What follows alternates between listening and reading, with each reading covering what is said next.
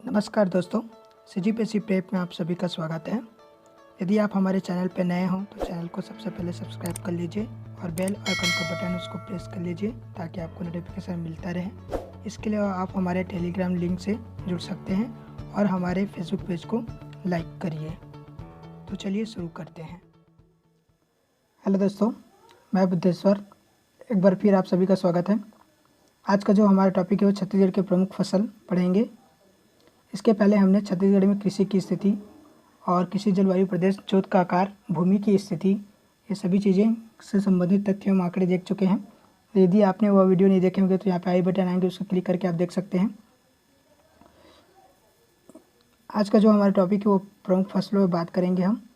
इससे संबंधित उनके उत्पादन और उनके क्षेत्र को देखेंगे फसलों का। ओके, तो वीडियो को लास्ट तक जरूर देखिएगा और अपने दोस्तों से शेयर कीजिएगा और वीडियो अच्छा लगे तो लाइक ज़रूर कीजिएगा। आप लोग लाइक बहुत कम करते हैं, कम से कम मुझे 30 लाइक चाहिए। 30 लाइक मिलते ही आप लोगों को पीडीएफ प्रोवाइड करवाऊंगा और 200 व्यूज़। ओके, तो ये टारगेट है हमारा, इसको जल्दी जल्दी पूरा कीजिए। ओके, तो चलिए शुरू करते हैं। यदि हम भारत के संदर्भ में बात करें तो भारत की प्रमुख फसलों को दो तरह से वर्गीकरण किया जा सकता है। पहला है जलवायु के आधार पर और दूसरी वर्गीकरण है आपके उपयोग के आधार पर। ओके, चूँकि छत्तीसगढ़ भी क्या है, भारत का हिस्सा है, तो इस तरह छत्तीसगढ़ की फसलों को दो तरह से वर्गीकरण करेंगे। ओके, पहले हम बात करते हैं जलवायु के आधार पर वर्गीकरण। ओके, जलवायु के आधार पर वर्गीकरण में यदि हम राज्य में खरीफ, रबी एवं जायद 3 प्रकार से देखते हैं फसल। ओके, परंतु मुख्य कृषि हमारे क्या है, खरीफ ही होते हैं। ओके, आपको पता ही होंगे छत्तीसगढ़ में धान खरीफ फसल में प्रमुख फसल है। ओके, तो चलिए हम देखते हैं खरीफ फसल, रबी फसल और जायद फसल। ओके, खरीफ फसल की अवधि की बात करें तो वह है 15 जून से 15 अक्टूबर। ओके, कब से कब, 15 जून से 15 अक्टूबर। और रबी फसल की अवधि की बात करें तो 15 अक्टूबर से 15 फरवरी। ओके, ये डेट याद रखिएगा। और जायद फसल की बात करें तो 15 फरवरी से 15 जून। तो इस तरह ये खरीफ, रबी और जायद हो गए। ओके, अब दूसरी जो चीज़ है वो, यह फसल जो है मानसून के शुरुआत से प्रारंभ होती है और जो लौटते ही ख़त्म हो जाते हैं। ओके, अभी आपको ये पता ही होंगे अभी मानसून स्टार्ट होने वाला है, तो उनसे स्टार्ट होंगे ये खरीफ फसल और उसके जैसे मानसून ख़त्म होंगे उसके साथ कटाई हो जाते हैं और ये ख़त्म हो जाते हैं। ओके, इस फसल का जो उत्पादन है जो पूर्णतः वर्षा पर निर्भर होता है और सर्वाधिक जल की आवश्यकता होती है। ओके, खरीफ फसल के तहत आपके 75% भाग में धान की खेती की जाती है और राज्य में इस फसल क्षेत्र में 46.81 लाख हेक्टेयर क्षेत्र में फसल बोई जाती है। ओके, तो इस तरह इसको याद रखिएगा। चलिए अब रबी फसल की बात करें तो रबी फसल जो है 15 अक्टूबर से 15 फरवरी बता दिए।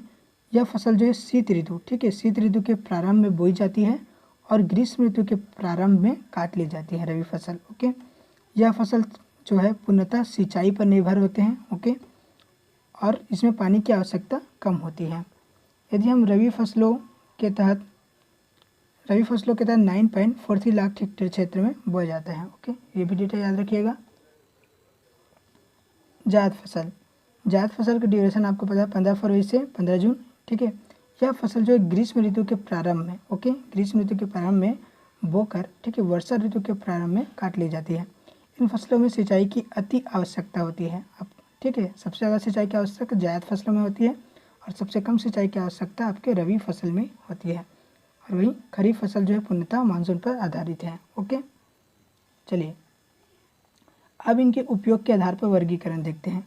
उपयोग के आधार पर वर्गीकरण हम खाद्यान्न, दलहन और तिलहन और वाणिज्यिक 4 तरह से देख सकते हैं।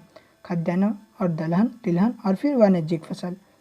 अब इनको खरीफ और रबी दो अलग अलग में बांट लेते हैं। ठीक है, एग्जाम में पूछे जाते हैं खरीफ और रबी। ओके, अब खाद्यान्न में खरीफ फसल जो है वो है आपके धान, ज्वार, बाजरा, कोदो, कुटकी और रागी और मक्का।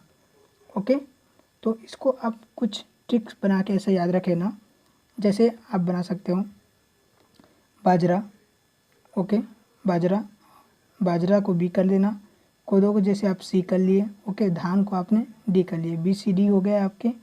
उसी तरह आप बना सकते हो कुटकी के हो गए, ठीक है, और रागी, ठीक है, और आपके बचा ज्वार, तो BCD JKR। इस तरह ऐसे ट्रिक बना लेना खरीफ, स्पेशली खरीफ में याद रखने के लिए, क्योंकि एग्जाम में आ जाएंगे तो कन्फ्यूज नहीं होना। ओके, तो इस तरह ट्रिक बना के याद रख लेना, और तो इससे आपको कन्फ्यूज नहीं होगा, अपने विवेक के अनुसार बनाना। ये सिंपल एग्जाम्पल दिया हूँ मैं आपको। और वहीं रबी की बात करें तो आपके प्रमुख रूप से गेहूँ और जौ आ जाएंगे रबी में। तो खाद्यान्न में रबी फसल कौन कौन से हो जाएंगे, गेहूँ और जौ, और खाद्यान्न में खरीफ फसल कौन कौन से हो जाएंगे, धान, ज्वार, बाजरा, कोदो कुटकी, रागी और मक्का। ओके, अब दलहन की बात करें तो दलहन में खरीफ फसल हो जाएंगे आपके उड़द, मूंग, अरहर और खेसरी। ओके, और वही रबी में हो जाएंगे आपके चना, मटर और तिवड़ा। ओके, तिलहन फसल की बात करें तो आपके तिल, रामतिल, सोयाबीन और मूंगफली ये आपके खरीफ में हो जाएंगे, और आपके रबी में हो जाएंगे सरसों, तोरिया, सूरजमुखी, अलसी। ओके, अब वाणिज्यिक फसल के बारे में बात करते हैं। वाणिज्यिक फसल में आपके जूट, कपास, गन्ना, ओके, खरीफ में हो जाएंगे, और जो रबी में हो जाएंगे आपके रबी सीजन में तरबूज, खरबूज और ककड़ी। तो इस तरह ये वर्गीकरण अच्छे से याद रखना, एग्जाम में पूछे जा सकते हैं। ओके, अब हम फसलों का कुल क्षेत्रफल एवं उनके उत्पादन देखेंगे। देखिए आप यहाँ पे दिख रहा है खाद्यान्न, दलहन, तिलहन, उद्यानिकी और गन्ना। ठीक है, गन्ना को लक्ष्य लिए हैं। यहाँ पे उत्पादन देखेंगे और उनके क्षेत्रफल। यदि संपूर्ण खाद्यान्न फसल का उत्पादन देखें तो 10,544,000 मीट्रिक टन। ओके, और वही दलहन संपूर्ण की बात करें तो 974,000 मीट्रिक टन, और तिलहन फसल की बात करें तो 169,000 मीट्रिक टन। ओके, वही उद्यानिकी फसलों की बात करें तो 10,224,000 मीट्रिक टन, और गन्ना की बात करें तो 93,000 मीट्रिक टन। तो ये डेटा याद रखिएगा, एग्जाम में पूछे जाते हैं। और क्षेत्रफल बात करें तो कितने एरिया में ये खाद्यान्न हुआ है, तो 4,447,000 हेक्टेयर, और दलहन जो है 703,000 हेक्टेयर, और वही तिलहन जो है 223,000 हेक्टेयर, और उद्यानिकी जो है 864,000 हेक्टेयर। वही गन्ना की बात करें तो 43,000 हेक्टेयर। तो ये डेटा आपको याद रखना है। अब राज्य की मुख्य फसल की बात करें तो आपके खाद्यान्न, दलहन और तिलहन, ये जो मुख्य फसल आपके जो लास्ट ईयर जिनका उत्पादन सर्वाधिक हुआ है वो उनके अकॉर्डिंग होता है। ठीक है, तो खाद्यान्न फसल में सर्वाधिक उत्पादक है आपके धान, और दलहन फसल में आपके सर्वाधिक उत्पादन है लास्ट ईयर में चना, और तिलहन फसल में सर्वाधिक उत्पादन है आपके मूंगफली। ओके, तो इस तरह आपको याद रखना है। ओके, चलिए अब एक एक फसल के बारे में कुछ देखते हैं। जैसे कि आपके चावल, चावल के बारे में आपको पता है छत्तीसगढ़ के मुख्य फसल है खाद्यान्न में। तो चलिए चावल के बारे में देखते हैं। पहला चीज़ है इसमें, यह राज्य की मुख्य फसल है। यहाँ सर्वाधिक उत्पादन जो है चावल का ही होता है। ठीक है, प्रदेश में कुल कृषि योग्य भूमि के 73.63% भाग में चावल की खेती होती है, याद रखिएगा डेटा। और राज्य के लगभग 41.40 लाख हेक्टेयर भूमि पर चावल की खेती होती है, परसेंटेज में इतना, और हेक्टेयर में पूछेंगे तो 41.40 लाख हेक्टेयर में। चावल की फसल जो है वर्षा ऋतु के आरंभ में बोई जाती है। यह फसल जो है पर्याप्त नमी में होने के कारण उन्हीं भागों में अधिक होती है जहाँ औसत वार्षिक वर्षा 100 से 125 सेंटीमीटर, अथवा मिट्टी जो है लाल एवं पीली, पहले ही बता दिया लाल पीली मिट्टी में चुना पत्थर होते हैं। ओके, यदि इनके उगाने की विधि देखें चावल को तो उनके दो तरह की विधि प्रसिद्ध है, रोपा विधि और छींटा विधि। रोपा विधि क्या है, रोपा विधि में पौधे तैयार किए जाते हैं फसल का, ठीक है, चावल का, फिर उसके बाद उसको जाके लगा देते हैं। और छींटा विधि में बीज बुआई के टाइम जो धान छिड़काव करते हैं वो छींटा विधि कहलाते हैं। ओके, यदि चावल के प्रमुख बीज के किस्म की बात करें तो R2 है, क्रास 1 है, R10 है और R11 है। ओके, याद रखिएगा।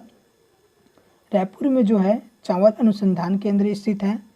ओके, छत्तीसगढ़ में जो चावल जो है मुख्यतः कौन से भाग में होते हैं, आपके चावल जो है मुख्यतः मैदानी भागों में अधिक होते हैं। ओके, इसके क्षेत्र है, कौन कौन से क्षेत्र है आपके, दुर्ग, जांजगीर चांपा, रायपुर, बिलासपुर, राजनांदगांव, कोरबा और सरगुजा। ओके, यदि राज्य में चावल का प्रति हेक्टेयर औसत उत्पादन देखें तो 2358 किलोग्राम है। ओके, तो इस तरह चावल से संबंधित बहुत महत्वपूर्ण तथ्य देखें। अब हम गेहूं की बात करते हैं। गेहूं, छत्तीसगढ़ में गेहूं के अंतर्गत जो है क्षेत्रफल जो है 1.77% है। ठीक है, इसका मुख्य बहुत ही कम है, देखिए 1.77% है।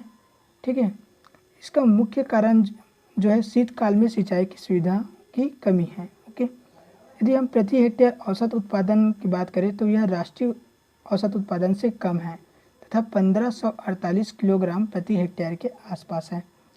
मिट्टी की बात करें गेहूं के लिए तो आपके जलोढ़, कछारी तथा हल्की काली मिट्टी उपयुक्त होता है।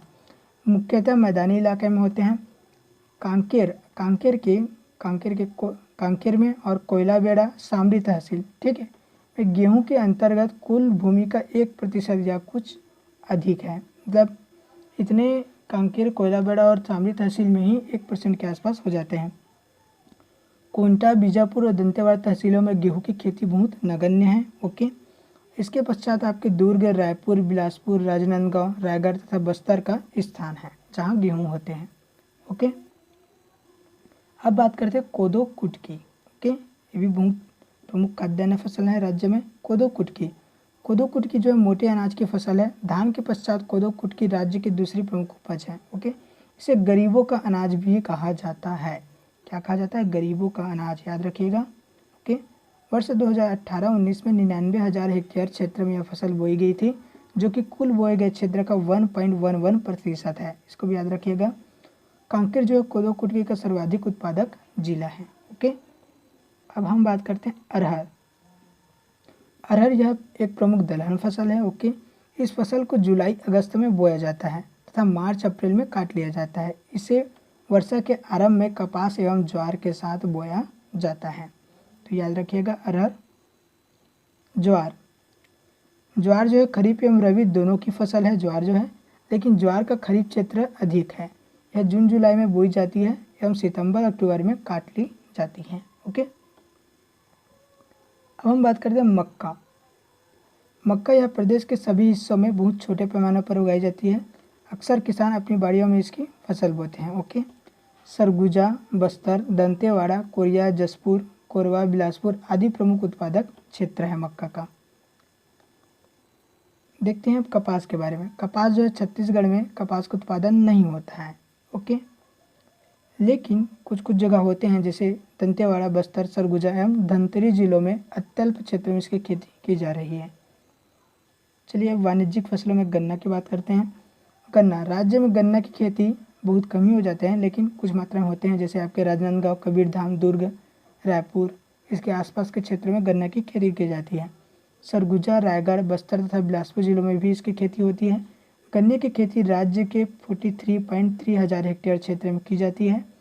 ये सभी डेटा 2018-19 के है ना, लास्ट ईयर का डेटा है। ओके, आर्थिक सर्वेक्षण 2019-20 के अकॉर्डिंग राज्य के रायगढ़ में शक्कर मिल की स्थापना प्रस्तावित है। राज्य में कितने शक्कर मिल है ये भी कमेंट करके बताइए आप अभी वर्तमान में। चलिए उड़द की बात करते हैं। उड़द भी दलहन के श्रेणी में आते हैं। चने के बाद उड़द का दूसरा स्थान था, लेकिन अब इसका उत्पादन कम हो रहा है। अभी जब डेटा देखोगे तो उड़द चौथे नंबर के आसपास है। इसके उत्पादन में अग्रणी जिलों में है आपके रायगढ़, कोरबा, धमतरी एवं महासमुंद, जबकि आवश्यकता अनुसार यह सभी जिलों में उड़द बोई जाती है। सन, जूट तथा मेस्टा के बारे में देखते हैं। सन, जूट तथा मेस्टा। सन तथा मेस्टा का उत्पादन केवल रायगढ़ में होता है, क्योंकि यहाँ इस राज्य की एकमात्र जूट मिल स्थापित है। ओके, सनई, इसका उत्पादन भी केवल रायगढ़ जिले में होता है, जो यहाँ की जूट मिलों के लिए जूट के विकल्प के रूप में विकसित किया जा रहा है। सनई, याद रखिएगा, संजूट, सनई। सरसों जो है राज्य के प्रमुख तिलहन फसलों में से एक है। सरसों की भाजी व फल का यहाँ विशेष महत्व है। अलसी के बारे में देखते हैं। अलसी, यह राज्य की परंपरागत तिलहन फसल है। अलसी, ओके, जिसका उपयोग प्राचीन समय से यहाँ लोग खाद्य तेल के रूप में करते आ रहे हैं। ओके, आप सुने होंगे। प्रदेश में उत्तरा फसल के रूप में इसे बोए जाते हैं। ठीक है, अलसी संपूर्ण प्रदेश की सर्वाधिक लोकप्रिय तिलहन है। याद रखिएगा, संपूर्ण प्रदेश की सर्वाधिक लोकप्रिय तिलहन बोलेंगे तो अलसी, याद रखिएगा, बहुत इंपॉर्टेंट फैक्ट है ये। चना का औसत उत्पादन कितना? 1044 किलोग्राम प्रति हेक्टेयर है। चना जो है कुल बोए गए क्षेत्र का कितना है? 5.88% में है, जो कि धान के बाद दूसरा सर्वाधिक है। याद रखिएगा, चना का प्रमुख उत्पादक क्षेत्र आपके कौन से हो जाएंगे? दुर्ग, कबीरधाम, बिलासपुर, राजनांदगांव, रायपुर। ओके, चलिए मूंगफली के बारे में बात करते हैं। मूंगफली, यह प्रदेश में रायगढ़, महासमुंद, सरगुजा, बिलासपुर, जांजगीर चांपा तथा रायपुर जिलों में मुख्यतः बोई जाती है। मूंगफली का उपयोग तेल एवं भोज्य पदार्थ दोनों के लिए किया जाता है। यह मुख्यतः खरीफ की फसल है।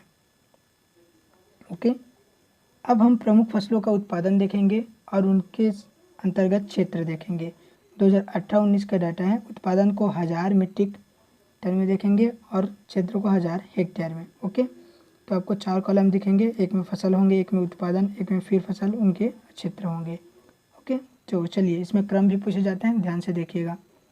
हम सबसे पहले बात करते हैं अनाज के अंतर्गत।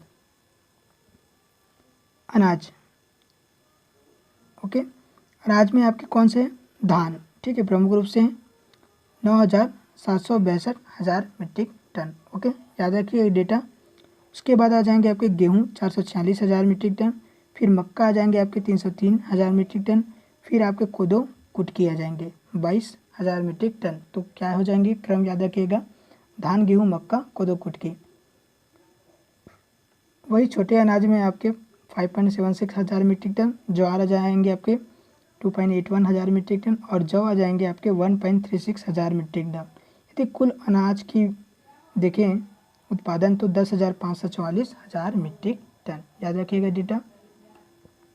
अब इसे अंतर्गत क्षेत्र की बात करें तो धान आपके 4,140 हेक्टेयर में बोए गए और मक्का आपके 118,000 हेक्टेयर में बोए गए और गेहूं आपके 99,000 हेक्टेयर में बोए गए, कोदो कुटकी आपके 62,000 हेक्टेयर में बोए गए। तो इस तरह इसका ये क्रम हो जाएंगे बोएगा का, बोने जाने वाले का। ओके, छोटे अनाज आपके 21,000 हेक्टेयर में बोए गए, ज्वार आपके 3,000 हेक्टेयर में बोए गए, जौ आपके 1,000 हेक्टेयर में बोए गए और कुल योग की बात करें तो 4,477। ओके, तो इसको भी याद रखिएगा, 4,477 हेक्टेयर। ओके, चलिए अब हम चना की बात करते हैं। चना का उत्पादन हुआ है आपके 680,000 मीट्रिक टन और लाकड़ी का उत्पादन हुआ है आपके 124,000 मीट्रिक टन। उसके बाद आ जाएंगे आपके तुअर का उत्पादन हुआ है 30,000 मीट्रिक टन और उड़द का उत्पादन हुआ है 26,000 मीट्रिक टन। ओके, तो इस तरह ये 4 डेटा भी याद रखिए, चना, लाकड़ी, तुअर, उसके बाद उड़द। उसके बाद हम बात करें तो क्षेत्र की, तो चना के ही सर्वाधिक है 330,000 हेक्टेयर और फिर लाकड़ी ही है 170,000 हेक्टेयर और यहाँ पे डेटा चेंज हो गए, यहाँ पे तुअर उसके बाद उड़द था, लेकिन यहाँ पे उड़द फिर तुअर आ जाएंगे। उड़द का सर्वाधिक क्षेत्र में बोए गए 82,000 हेक्टेयर और तुअर से कम बोए गए 62,000 हेक्टेयर। तो इसको एक चेंजेस याद रखना। उसके बाद यदि हम उत्पादन में देखें तो कुल्थी का 14,000 मीट्रिक टन और मूंग बोट का आपके 4,000 मीट्रिक टन। कुल दाल के बारे में देखें, कुल दालें को जो उत्पादन है वो 974,000 मीट्रिक टन। ओके, और इधर का भी डेटा सेम है, मतलब क्रम सेम है। आपके कुल्थी जो है 1000 हेक्टेयर कितना 38,000 हेक्टेयर क्षेत्र में बोए गए और मूंग मोट जो है 10,000 हेक्टेयर क्षेत्र में बोए गए। कुल योग आपके 703 हो जाएंगे दलहन का 1000 हेक्टेयर। तो इस तरह दोनों को याद रखना। ओके, अच्छे से याद करना है, इसको कन्फ्यूज नहीं होना है। क्रम जहाँ पे चेंज हो रहा है उसको याद रखना, एग्जाम में पूछे जाएंगे। तिलहन की यदि उत्पादन बात करें तो 78,000 मीट्रिक टन और वही उसके बाद है आपके प्रमुख तिलहन में सोयाबीन। उसके बाद आ जाए आपके राई सरसों जो है 18,000 मीट्रिक टन और रामतिल जो है 10,000 मीट्रिक टन, वही तिल जो है 5,000 मीट्रिक टन और अलसी जो है 4,000 मीट्रिक टन। कुल तिलहन आपके 169,000 मीट्रिक टन। आप डेटा जब याद करोगे तो एग्जैक्ट डेटा याद करने की ज़रूरत नहीं है, इस डेटा को अपने हिसाब से इसको इधर उधर कर लेना, माइंड में बस सेटअप रखना कितने हैं। ओके, एग्जाम में करीब पूछे जाएंगे तो आपको बनना चाहिए। ओके, मूंगफली की बात करें क्षेत्र तो तिलहन में यदि सर्वाधिक क्षेत्र में बोए गए आपके सोयाबीन, लेकिन उसका उत्पादन कम हुआ। ओके, सोयाबीन 81,000 हेक्टेयर क्षेत्र में बोए गए। उसके बाद रामतिल आपके 55,000 हेक्टेयर में बोए गए और राई सरसों आपके 38,000 हेक्टेयर में बोए गए। मूंगफली आपके 23,000 हेक्टेयर में बोए गए। वहीं तिल जो है 16,000 हेक्टेयर में, अलसी जो है 16,000.11 ओके में बोए गए और कुल योग की बात करें तो आपके 232,000 हेक्टेयर है। ओके, तिलहन का। तो इस तरह सभी डेटा याद रखना है।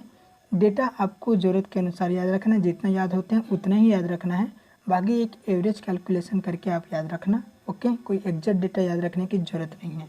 ओके, अपने हिसाब से उसको जमा लेना और एक एवरेज याद रखना, माइंड में बस रखना ध्यान। अब बात करते हैं गन्ना के यदि उत्पादन देखें तो 93,000 मीट्रिक टन।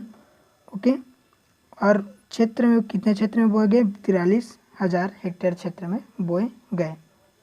ओके, देखिए कुछ प्रमुख चीज़ें का डेटा आप याद रख लेना, जैसे आपके 4 का डेटा आप अच्छे से याद रख लेना, धान, गेहूँ, मक्का, कोदो, कुटकी। इसी तरह दलहन दालें में भी आपके चना, लाखड़ी, यहाँ तक याद रख लेना। ओके, और उसके बाद यदि तिलहन की बात करें तो फेमस में प्रमुख है आपके मूंगफली, सोयाबीन, राई, सरसों, यहाँ तक के डेटा याद रख लेना। यदि आप पूरे याद कर सकते तो अच्छी बात है, लेकिन जो इतना बोल रहा हूँ उतना तो याद रखना ही। ओके, चलिए क्रम की बात करें तो आपके उत्पादन में क्रम देखेंगे और क्षेत्रफल में कौन से कितने एरिया क्षेत्र में बोए गए उसके अकॉर्डिंग क्रम देखेंगे। तो अनाज में सर्वाधिक उत्पादन आपके धान का है, उसके बाद आपके उससे कम हुआ है आपके गेहूं का, फिर उससे कम हुआ है आपके मक्का का, फिर उससे कम हुआ है कोदो, कुटकी का। वही क्षेत्र की बात करें तो सर्वाधिक क्षेत्र में धान ही बोए गए, उसके बाद मक्का सर्वाधिक क्षेत्र में बोए गए, फिर गेहूँ, यहाँ पे चेंज हुआ क्रम, याद रखिएगा एग्जाम में पूछे जाएंगे। फिर उसके बाद है कोदो, कुटकी। वही दलहन की बात करें तो सर्वाधिक उत्पादन आपके दलहन में चना का हुआ, फिर लाखड़ी का, फिर तुअर का, फिर उड़द का, मतलब ऐसे घटते गए। ओके, वही क्षेत्र की बात करें तो सर्वाधिक क्षेत्र में चना बोए गए, फिर उससे कम में लाख, फिर उससे कम में उड़द, फिर उससे कम में तुअर। तो इस तरह क्रम याद रखिएगा। तिलहन की बात करें क्रम में तो सर्वाधिक उत्पादन आपके मूंगफली का हुआ, फिर उससे कम सोयाबीन का, फिर राई सरसों का, फिर उससे कम राम तिल का। क्षेत्र की बात करें तिलहन में तो सर्वाधिक क्षेत्र में 2 सोयाबीन बोए गए, फिर उससे कम में राम तिल बोए गए, फिर उससे कम में राई सरसों बोए गए, फिर उससे कम में मूंगफली बोए गए। यदि हम संपूर्ण फसलों की बात करें ओवरऑल अनाज, दलहन, तिलहन का सभी मिला के, तो सर्वाधिक उत्पादन धान का हुआ, फिर चना का, फिर आपके गेहूं का हुआ, फिर आपके मक्का का। और सर्वाधिक क्षेत्र की बात करें तीनों में तो आपके धान जो है सर्वाधिक क्षेत्र में बोए गए, उसके बाद चना जो सर्वाधिक क्षेत्र में बोए गए, उसके बाद लाखड़ी जो सर्वाधिक क्षेत्र में बोए गए, उसके बाद मक्का जो है सर्वाधिक क्षेत्र में बोए गए। अब हम बात करते हैं औसत उत्पादन का। ये भी एग्जाम में पूछे जाते हैं, बहुत इंपॉर्टेंट है औसत उत्पादन। वर्ष 2018-19 का ये डेटा देखते हैं तो गन्ना का औसत उत्पादन सर्वाधिक है 4,477 किलोग्राम प्रति हेक्टेयर, और मक्का का उसके बाद है 2,568 किलोग्राम प्रति हेक्टेयर, फिर धान तीसरे नंबर पे है 2,358 किलोग्राम प्रति हेक्टेयर, फिर गेहूं चौथे नंबर पे 1,548 किलोग्राम प्रति हेक्टेयर, फिर चना है आपके 1,044 किलोग्राम प्रति हेक्टेयर, फिर आपके ज्वार है 990 किलोग्राम प्रति हेक्टेयर, फिर आपके सोयाबीन है 640 किलोग्राम प्रति हेक्टेयर। तो ये क्रम याद रखिएगा आप, ठीक है। इसमें क्रम क्या है, ये क्रम है, इसको याद रखिएगा। सर्वाधिक औसत उत्पादन गन्ना, फिर उससे कम में मक्का, फिर उससे कम में धान, फिर उससे कम में गेहूँ, फिर उससे कम में चना, फिर उससे कम में ज्वार, उस क्रम में सोयाबीन। तो इस तरह ये क्रम भी याद रखिएगा, एग्जाम में पूछे जाएंगे। ओके, तो इस तरह आज ने हमने प्रमुख फसलों के बारे में देखे, कुछ महत्वपूर्ण फसलों के बारे में डिटेल किए। ओके, इससे रिलेटेड एक चीज़ें और करना है हम लोग को, जिले वाइज संपूर्ण छत्तीसगढ़ में संपूर्ण जिले वाइज को देखेंगे राज्य में। तो कैसे जिले वाइज, जैसे आपके राजनांदगांव, तो राजनांदगांव में कौन कौन से फसल का सर्वाधिक उत्पादन होता है ये देखेंगे, और कौन सा फसल जो है किस जिले में सर्वाधिक बोया जाता है ये देखेंगे। उसको नेक्स्ट वीडियो में मैप वाइज करेंगे, आपको आसानी से याद हो जाएंगे। ओके, तो आज के वीडियो में इतना ही था जिसमें हमने प्रमुख फसल के बारे में बात की। ओके, इसके बाद कृषि का एक और वीडियो अपलोड होंगे, उसके बाद बागवानी और आपके पशुपालन की ओर बढ़ेंगे। ओके, आपके इस कृषि से रिलेटेड महत्वपूर्ण योजना है जो बहुत इंपॉर्टेंट है, उसको भी कवर करेंगे इसमें। तो यदि आप चैनल में नए हो तो चैनल को सब्सक्राइब कर लीजिए, अपने दोस्तों से शेयर कीजिएगा। ओके, चैनल सब्सक्राइब कीजिएगा, अपने दोस्तों से शेयर ज़रूर कीजिएगा, और मिलते हैं फिर अगले वीडियो में। चलिए, धन्यवाद।